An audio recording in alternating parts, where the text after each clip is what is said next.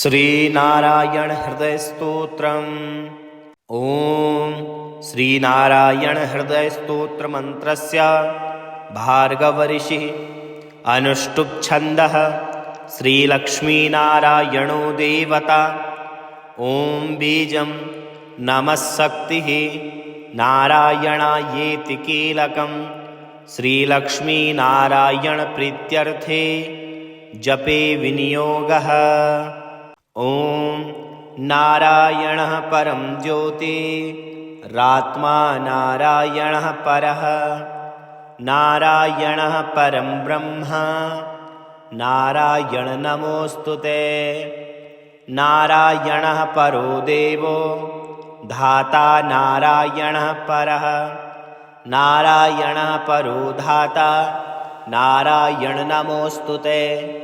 नारायणः परं धाम ध्यानं नारायणः परः नारायण परो धर्मो नारायण नमोस्तुते। नारायणः परो वेद्यः विद्यां नारायणः परः विश्वं नारायणः साक्षान् नारायण नमोस्तुते। नारायणाद्विभिर्जातो जातो नारायणाद्भवः जातो नारायणादिन्द्रो नारायण नमोस्तुते। रविर्नारायणस्तेजः चन्द्रो नारायणो महः वह्नि नारायणः साक्षान् नारायण नमोस्तुते। नारायणः उपास्यः स्यात् गुरुर्नारायणः परः नारायणः परो बोधो नारायण नमोस्तुते। नारायणः फलं मुख्यं सिद्धिर्नारायणः सुखं शोभ्यो नारायणः शुद्धो नारायण नमोस्तुते। नारायण त्वमेवासि दहराख्ये हृदि संस्थितः प्रेरकः प्रीयमाणानां त्वया प्रेरितमानसः त्वदाज्ञां शिरसा धृत्वा जपामि जनपावनं नानोपासनमार्गाणां भवत्कृद्भावबोधकः भावार्थकृद्भवातीतो भवसौख्यप्रदो मम त्वन्मायामोहितं विश्वं त्वय्येवं परिकल्पितं त्वद्धिष्ठानमात्रेण सा मे सर्वार्थकारिणी। त्वमेतां च पुरस्कृत्य सर्वकामान् प्रदर्शय।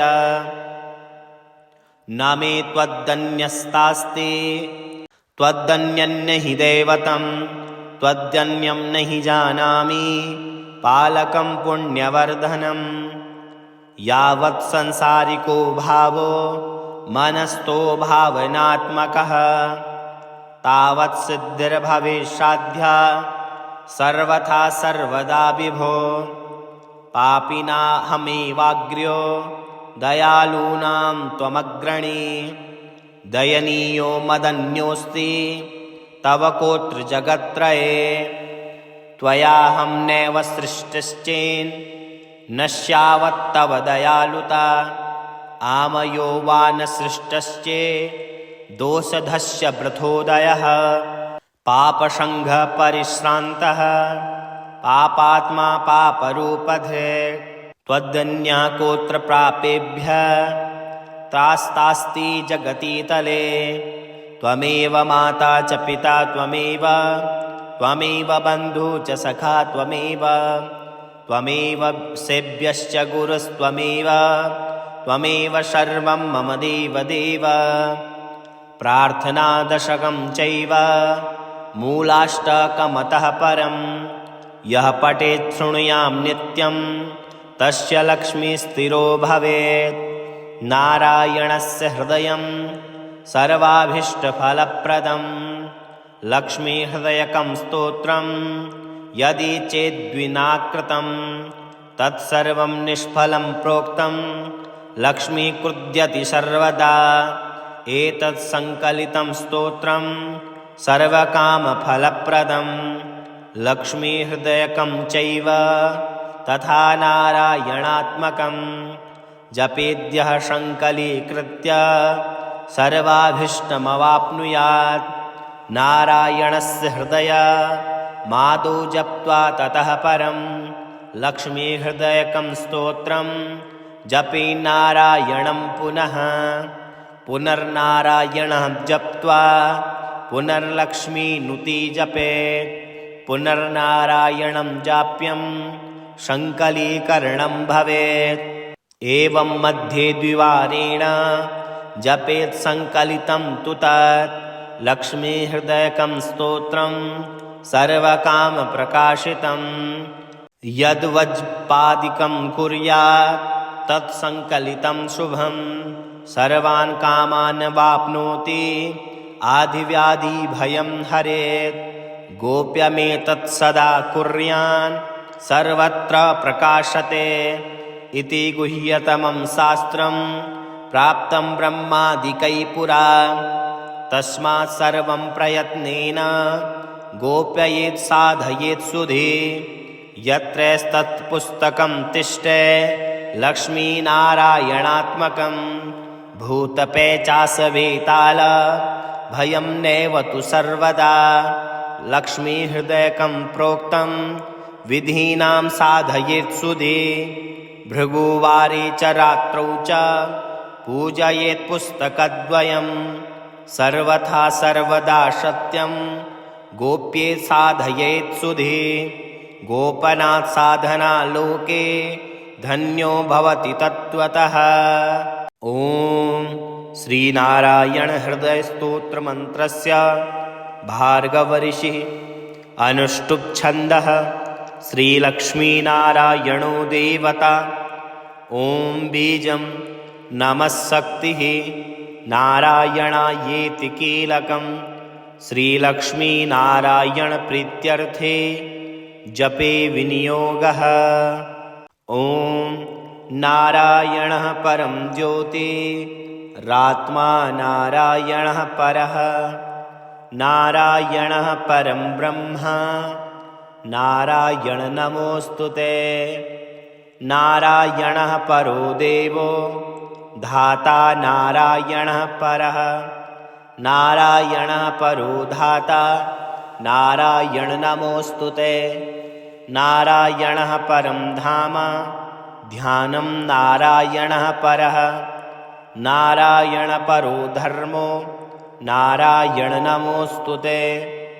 नारायणः परो वेद्यः विद्यां नारायणः परः विश्वं नारायणः साक्षात् नारायण नमोऽस्तुते। नारायणाद्विभिर्जातो जातो नारायणाद्भवः जातो नारायणादिन्द्रो नारायण नमोऽस्तुते। रविर्नारायणस्तेजः चन्द्रो नारायणो महः वह्नि नारायणः साक्षात् नारायण नमोऽस्तुते।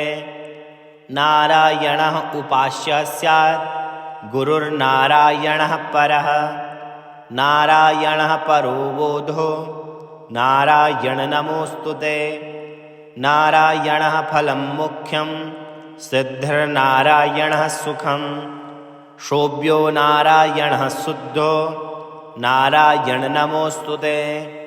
नारायण त्वमेवासि दहराख्ये हृदि संस्थितः प्रेरकः प्रेयमाणानां त्वया प्रेरितमानसः।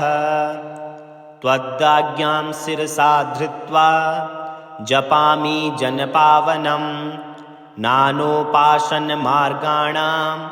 भवत्कृद्भावबोधकः भावार्थकृद्भवातीतो भवसौख्यप्रदो मम।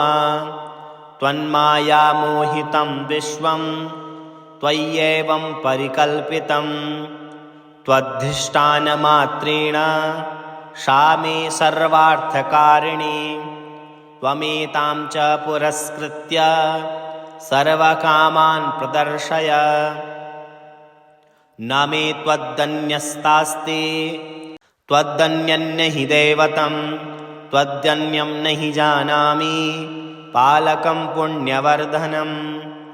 यावत् संसारिको भावो मनस्थो भावनात्मकः तावत् सिद्धिर्भविष्याद्या सर्वथा सर्वदा विभो। पापिनाहमेवाग्र्यो दयालूनां त्वमग्रणी। दयनीयो मदन्योऽस्ति तव कोत्र जगत्त्रये। त्वयाहं नैव सृष्टश्चेन्नश्यावत्तव दयालुता। आमयो वा न सृष्टश्चे दोषधस्य वृथोदयः। पापसङ्घपरिश्रान्तः पापात्मा पापरूपधे। त्वदन्यः कोत्र प्रापेभ्यः त्रास्तास्ति जगतीतले। त्वमेव माता च पिता त्वमेव बन्धु च सखा त्वमेव सेव्यश्च गुरुस्त्वमेव सर्वं मम देव। प्रार्थनादशकं चैव मूलाष्टकमतः परं। यः पठेत् शृणुयां नित्यं तस्य लक्ष्मीस्थिरो भवेत्। नारायणस्य हृदयं सर्वाभीष्टफलप्रदं। लक्ष्मीहृदयकं स्तोत्रं यदि चेद्विना कृतं तत्सर्वं निष्फलं प्रोक्तं। लक्ष्मीकृद्यति सर्वदा एतत् संकलितं स्तोत्रं सर्वकामफलप्रदं। लक्ष्मीहृदयकं चैव तथा नारायणात्मकं। जपेद्यः संकलीकृत्य सर्वाभीष्टमवाप्नुयात्। नारायणस्य हृदयमादौ जप्त्वा ततः परं लक्ष्मीहृदयकं स्तोत्रं जपे नारायणं पुनः। पुनर्नारायणं जप्त्वा पुनर्लक्ष्मीनुति जपेत्। पुनर्नारायणं जाप्यं संकलीकरणं भवेत्। एवं मध्ये द्विवारेण जपेत् संकलितं तु तत् लक्ष्मीहृदयकं स्तोत्रं सर्वकामप्रकाशितं। यद्वज्पादिकं कुर्यात् तत्संकलितं शुभं। सर्वान् कामान् वाप्नोति आधिव्याधिभयं हरेत्। गोप्यमेतत् सदा कुर्यान् सर्वत्र प्रकाशते। इति गुह्यतमं शास्त्रं प्राप्तं ब्रह्मादिकैः पुरा। तस्मात् सर्वं प्रयत्नेन गोप्ययेत् साधयेत् सुधे। यत्रैस्तत्पुस्तकं तिष्ठे लक्ष्मीनारायणात्मकं। भूतपेचासवेताल भयं नैव तु सर्वदा। लक्ष्मीहृदयकं प्रोक्तं विधीनां साधयेत् सुधे। भृगुवारे च रात्रौ च पूजयेत् पुस्तकद्वयं। सर्वथा सर्वदा सत्यं गोप्ये साधयेत् सुधे। गोपनात् साधना लोके धन्यो भवति तत्त्वतः।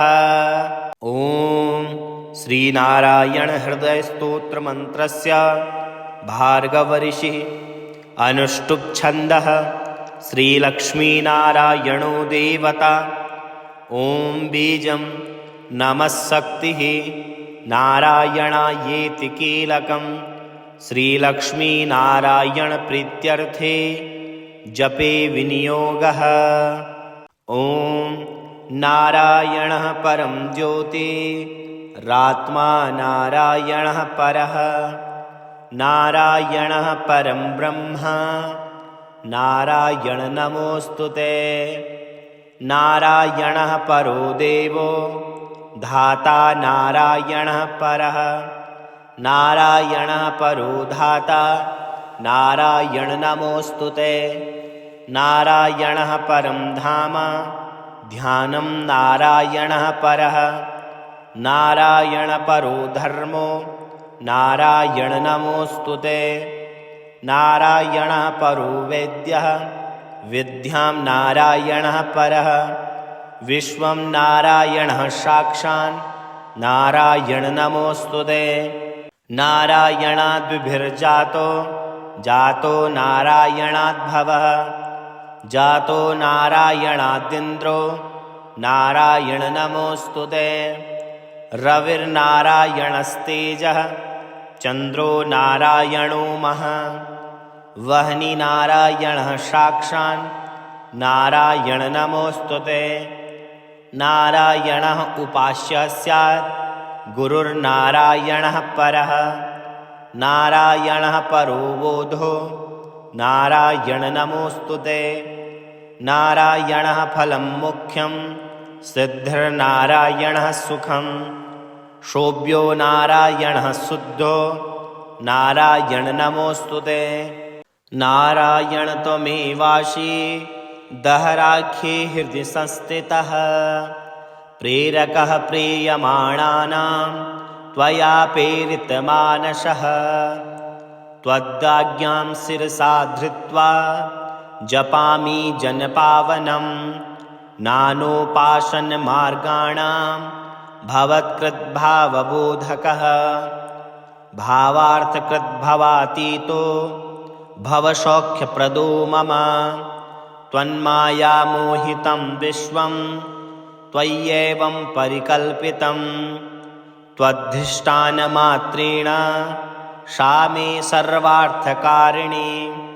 त्वमेतां च पुरस्कृत्य सर्वकामान् प्रदर्शय। न मे त्वदन्यस्तास्ति त्वदन्यन्न हि दैवतं। त्वदन्यं न हि जानामि पालकं पुण्यवर्धनं। यावत् संसारिको भावो मनस्थो भावनात्मकः तावत् सिद्धिर्भवेत्साध्या सर्वथा सर्वदा विभो। पापिनाहमेवाग्र्यो दयालूनां त्वमग्रणी। दयनीयो मदन्योऽस्ति तव कोत्र जगत्त्रये। त्वयाहं नैव सृष्टश्चेन् नश्यावत्तव दयालुता। आमयो वा न सृष्टश्चे दोषधस्य वृथोदयः। पापसङ्घपरिश्रान्तः पापात्मा पापरूपधे। त्वदन्यः कोत्र प्रापेभ्यः त्रास्तास्ति जगतीतले। त्वमेव माता च पिता त्वमेव त्वमेव बन्धु च सखा त्वमेव। त्वमेव सेव्यश्च गुरुस्त्वमेव त्वमेव सर्वं मम देवदेव। प्रार्थनादशकं चैव मूलाष्टकमतः परं। यः पठेत् शृणुयां नित्यं तस्य लक्ष्मीस्थिरो भवेत्। नारायणस्य हृदयं सर्वाभीष्टफलप्रदं। लक्ष्मीहृदयकं स्तोत्रं यदि चेद्विनाकृतं तत्सर्वं निष्फलं प्रोक्तं। लक्ष्मीकृद्यति सर्वदा एतत् सङ्कलितं स्तोत्रं सर्वकामफलप्रदं। लक्ष्मीहृदयकं चैव तथा नारायणात्मकं। जपेद्यः सङ्कलीकृत्य सर्वाभीष्टमवाप्नुयात्। नारायणस्य हृदय मादौ जप्त्वा ततः परं लक्ष्मीहृदयकं स्तोत्रं जपे नारायणं पुनः।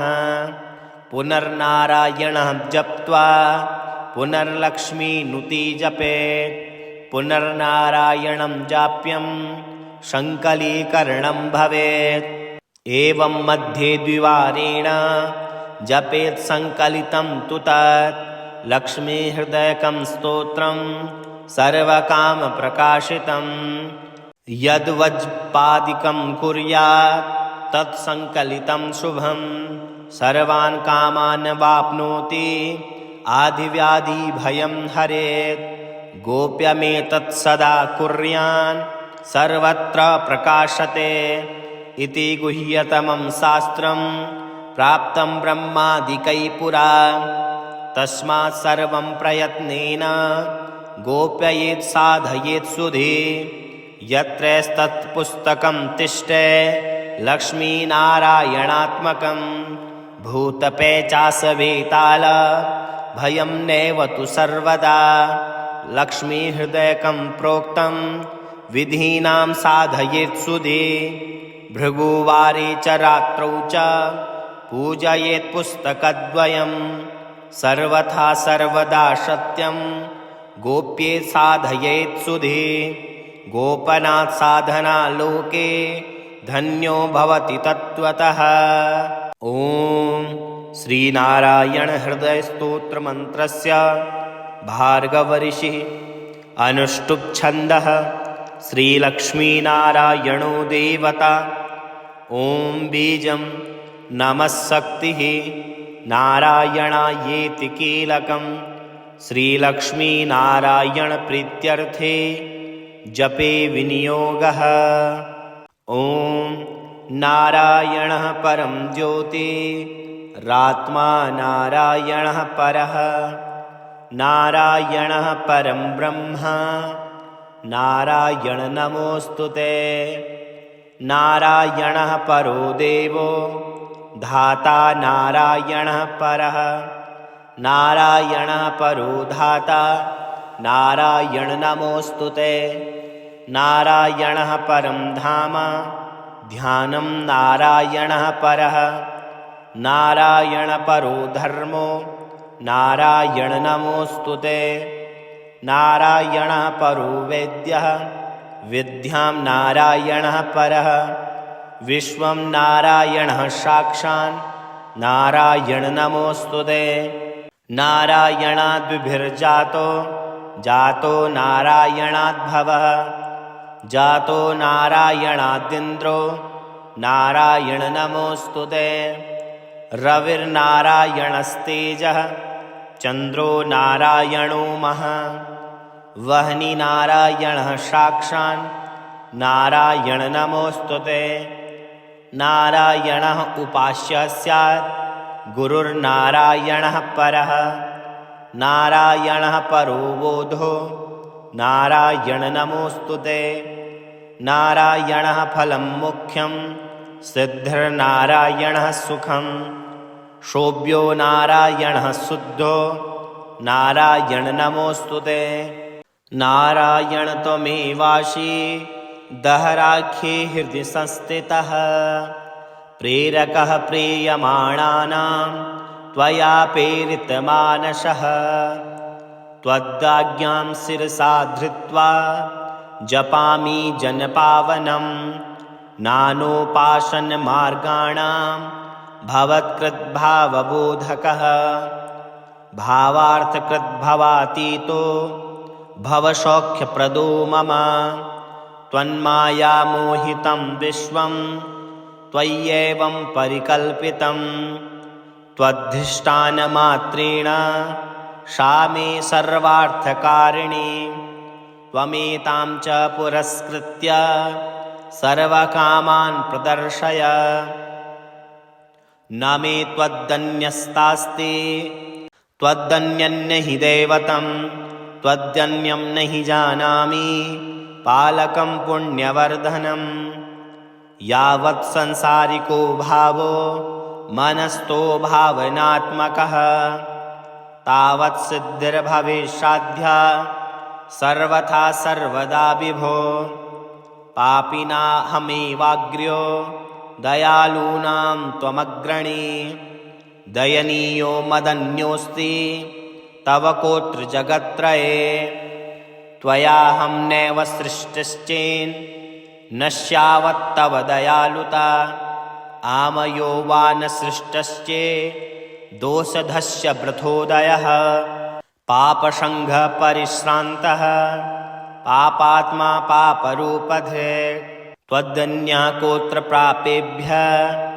त्रास्तास्ति जगतीतले त्वमेव माता च पिता त्वमेव बन्धु च सखा त्वमेव सेव्यश्च गुरुस्त्वमेव सर्वं मम देवदेव प्रार्थनादशकं चैव मूलाष्टकमतः परं यः पठेत् शृणुयां नित्यं तस्य लक्ष्मीस्थिरो भवेत् नारायणस्य हृदयं सर्वाभीष्टफलप्रदं लक्ष्मीहृदयकं स्तोत्रं यदि चेद्विना कृतं तत्सर्वं निष्फलं प्रोक्तं लक्ष्मीकृद्यति सर्वदा एतत् संकलितं स्तोत्रं सर्वकामफलप्रदं लक्ष्मीहृदयकं चैव तथा नारायणात्मकं जपेद्यः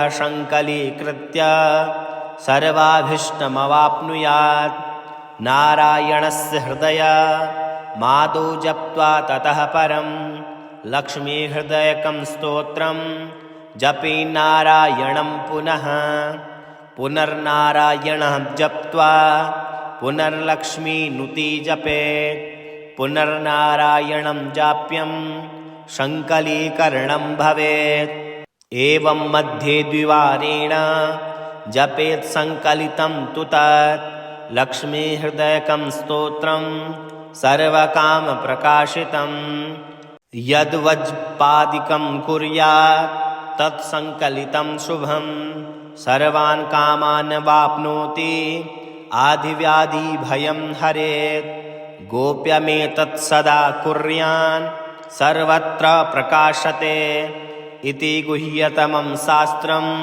प्राप्तं ब्रह्मादिकैः पुरा तस्मात् सर्वं प्रयत्नेन गोप्ययेत् साधयेत् सुधे यत्रैस्तत्पुस्तकं तिष्ठे लक्ष्मीनारायणात्मकं भूतपेचासवेताल भयं नैव तु सर्वदा लक्ष्मीहृदयकं प्रोक्तं विधीनां साधयेत् सुधे भृगुवारे च रात्रौ च पूजयेत् पुस्तकद्वयं सर्वथा सर्वदा सत्यं गोप्ये साधयेत् सुधे गोपनात् साधना लोके धन्यो भवति तत्त्वतः। ॐ श्रीनारायण हृदय स्तोत्र मंत्रस्य भार्गवऋषिः अनुष्टुप् छन्दः श्रीलक्ष्मीनारायणो देवता। ॐ बीजं नमः शक्तिः नारायणायेति कीलकं श्रीलक्ष्मीनारायण प्रीत्यर्थे जपे विनियोगः। ॐ नारायणः परं ज्योतिरात्मा नारायणः परः नारायणः परं ब्रह्म नारायण नमोऽस्तुते नारायणः परो देवो धाता नारायणः परः नारायणः परो धाता नारायण नमोऽस्तुते नारायणः परं धाम ध्यानं नारायणः परः नारायण परो धर्मो नारायण नमोऽस्तुते नारायणः परो वेद्यः विद्यां नारायणः परः विश्वं नारायणः साक्षान् नारायण नमोऽस्तुते नारायणाद्विभिर्जातो जातो नारायणाद्भवः जातो नारायणादिन्द्रो नारायण नमोऽस्तुते रविर्नारायणस्तेजः चन्द्रो नारायणो महः वह्नि नारायणः साक्षान् नारायण नमोऽस्तुते नारायणः उपास्य स्यात् गुरुर्नारायणः परः नारायणः परो बोधो नारायण नमोऽस्तुते नारायणः फलं मुख्यं सिद्धिर्नारायणः सुखं शोभ्यो नारायणः शुद्धो नारायण नमोऽस्तुते नारायण त्वमेवासि दहराख्ये हृदि संस्थितः प्रेरकः प्रीयमाणानां त्वया प्रेरितमानसः त्वदाज्ञां शिरसा धृत्वा जपामि जनपावनं नानोपासनमार्गाणां भवत्कृद्भावबोधकः भावार्थकृद्भवातीतो भवसौख्यप्रदो मम त्वन्मायामोहितं विश्वं त्वय्येवं परिकल्पितं त्वद्धिष्ठानमात्रेण सा मे सर्वार्थकारिणी त्वमेतां च पुरस्कृत्य सर्वकामान् प्रदर्शय। न मे त्वदन्यस्तास्ति त्वदन्यन्न हि दैवतं त्वदन्यं न हि जानामि पालकं पुण्यवर्धनम्। यावत् संसारिको भावो मनस्तो भावनात्मकः तावत् सिद्धिर्भविष्याद्या सर्वथा सर्वदा विभो।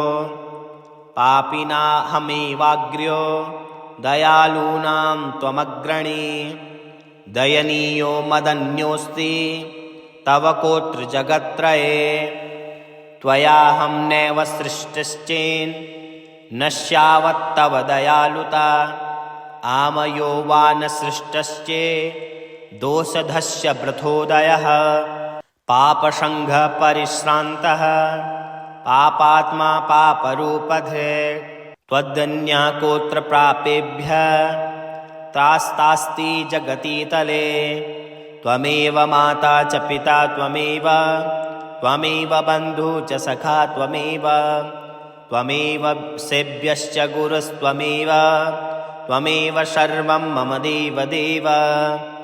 प्रार्थनादशकं चैव मूलाष्टकमतः परं यः पठेत् शृणुयां नित्यं तस्य लक्ष्मीस्थिरो भवेत्। नारायणस्य हृदयं सर्वाभीष्टफलप्रदं लक्ष्मीहृदयकं स्तोत्रं यदि चेद्विनाकृतं तत्सर्वं निष्फलं प्रोक्तं लक्ष्मीकृद्यति सर्वदा। एतत् संकलितं स्तोत्रं सर्वकामफलप्रदं लक्ष्मीहृदयकं चैव तथा नारायणात्मकं जपेद्यः संकलीकृत्य सर्वाभीष्टमवाप्नुयात्। नारायणस्य हृदय मादौ जप्त्वा ततः परं लक्ष्मीहृदयकं स्तोत्रं जपे नारायणं पुनः पुनर्नारायणः जप्त्वा पुनर्लक्ष्मीनुति जपेत्। पुनर्नारायणं जाप्यं संकलीकरणं भवेत्। एवं मध्ये द्विवारेण जपेत् संकलितं तु तत् लक्ष्मीहृदयकं स्तोत्रं सर्वकामप्रकाशितं। यद्वज्पादिकं कुर्यात् तत्संकलितं शुभं सर्वान् कामान् वाप्नोति आधिव्याधिभयं हरेत्। गोप्यमेतत् सदा कुर्यान् सर्वत्र प्रकाशते इति गुह्यतमं शास्त्रं प्राप्तं ब्रह्मादिकैः पुरा। तस्मात् सर्वं प्रयत्नेन गोप्ययेत् साधयेत् सुधे।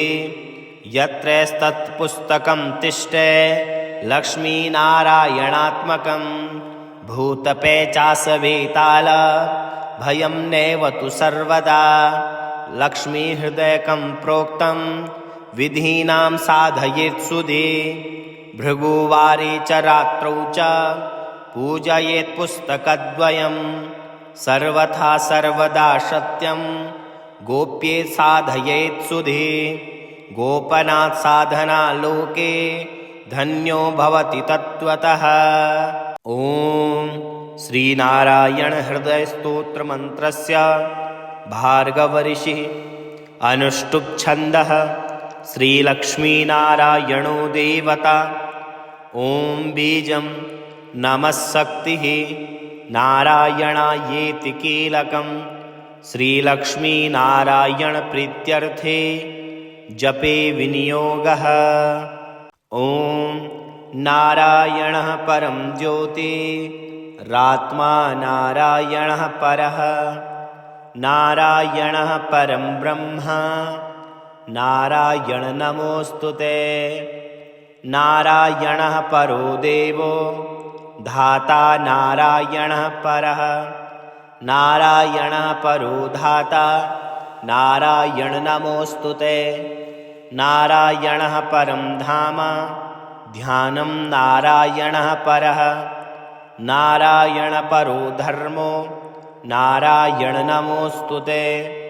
नारायणः परो वेद्यः विद्यां नारायणः परः विश्वं नारायणः साक्षात् नारायण नमोऽस्तुते। नारायणाद्विभिर्जातो जातो नारायणाद्भवः जातो नारायणादिन्द्रो नारायण नमोऽस्तुते। रविर्नारायणस्तेजः चन्द्रो नारायणो महः वह्नि नारायणः साक्षात् नारायण नमोऽस्तुते। नारायणः उपास्य स्यात् गुरुर्नारायणः परः नारायणः परो बोधो नारायण नमोऽस्तुते।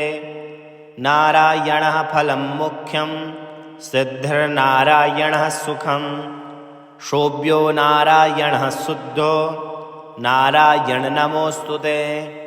नारायण त्वमेवासि दहराख्ये हृदि संस्थितः प्रेरकः प्रीयमाणानां त्वया प्रेरितमानसः त्वदाज्ञां शिरसा धृत्वा जपामि जनपावनं नानोपासनमार्गाणां भवत्कृद्भावबोधकः भावार्थकृद्भवातीतो भवसौख्यप्रदो मम त्वन्मायामोहितं विश्वं त्वय्येवं परिकल्पितं त्वद्धिष्ठानमात्रेण सा मे सर्वार्थकारिणी त्वमेतां च पुरस्कृत्य सर्वकामान् प्रदर्शय। न मे त्वदन्यस्तास्ति त्वदन्यन्न हि दैवतं त्वदन्यं न हि जानामि पालकं पुण्यवर्धनं यावत् संसारिको भावो मनस्थो भावनात्मकः तावत् सिद्धिर्भवेत्साध्या सर्वथा सर्वदा विभो पापिनाहमेवाग्र्यो दयालूनां त्वमग्रणी दयनीयो मदन्योऽस्ति तव कोत्र जगत्त्रये त्वयाहं नैव सृष्टश्चेन् नश्यावत्तव दयालुता आमयो वा न सृष्टश्चे दोषधस्य वृथोदयः पापसङ्घपरिश्रान्तः पापात्मा पापरूपधे त्वदन्या कोत्र प्रापेभ्यः त्रास्तास्ति जगतीतले त्वमेव माता च पिता त्वमेव त्वमेव बन्धु च सखा त्वमेव त्वमेव सेव्यश्च गुरुस्त्वमेव त्वमेव सर्वं मम देवदेव प्रार्थनादशकं चैव मूलाष्टकमतः परं यः पठेत् शृणुयां नित्यं तस्य लक्ष्मीस्थिरो भवेत् नारायणस्य हृदयं सर्वाभीष्टफलप्रदं लक्ष्मीहृदयकं स्तोत्रं यदि चेद्विना कृतं तत्सर्वं निष्फलं प्रोक्तं लक्ष्मीकृद्यति सर्वदा एतत् संकलितं स्तोत्रं सर्वकामफलप्रदं लक्ष्मीहृदयकं चैव तथा नारायणात्मकं जपेद्यः संकलीकृत्य सर्वाभीष्टमवाप्नुयात् नारायणस्य हृदय मादौ जप्त्वा ततः परं लक्ष्मीहृदयकं स्तोत्रं जपे नारायणं पुनः पुनर्नारायणः जप्त्वा पुनर्लक्ष्मीनुति जपेत् पुनर्नारायणं जाप्यं संकलीकरणं भवेत् एवं मध्ये द्विवारेण जपेत् संकलितं तु तत् लक्ष्मीहृदयकं स्तोत्रं सर्वकामप्रकाशितं यद्वज्पादिकं कुर्यात् तत्संकलितं शुभं सर्वान् कामान् वाप्नोति आधिव्याधिभयं हरेत् गोप्यमेतत् सदा कुर्यान् सर्वत्र प्रकाशते इति गुह्यतमं शास्त्रं